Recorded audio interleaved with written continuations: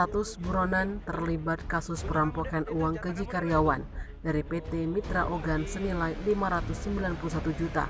Seorang duda asal Banyuasin diringkus polisi saat berada di rumah calon mertua. Pria tersebut adalah Husin Arif, ditangkap tanpa perlawanan oleh tim Opsnal Unit 3 Subdit Jatan Ras Polda Sumsel, pimpinan Kanit Kompol Iputu Suryawan dan Panit Ibtu Novel Setiawan. Tersangka Husin diringkus saat menemui kekasih dan calon mertuanya yang berada di Gang Kelinci, Kelurahan Talang Putri, Kecamatan Pelaju, Palembang.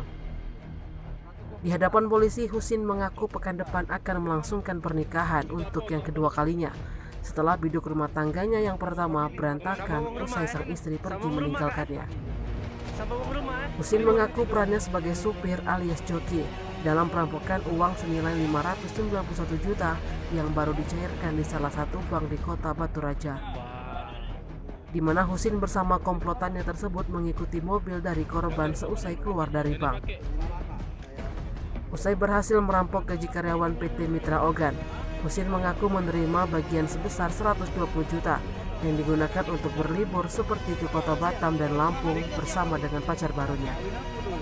Kasubdit 3 Jatan Ras Polda Sumsel Kompol Agus Prihadinika yang dikonfirmasi membenarkan penangkapan terhadap DPO perampokan tersebut. Ia menjelaskan saat ini tersangka Husin masih dilakukan pemeriksaan lebih mendalam oleh penyidik Unit 3 Subdit Jatan Ras Polda Sumsel. Akibat ulahnya tersangka dijerat pasal 363 KUHP dengan ancaman hukuman pidana penjara selama 5 tahun. Tim Liputan Sumsel Update TV melaporkan.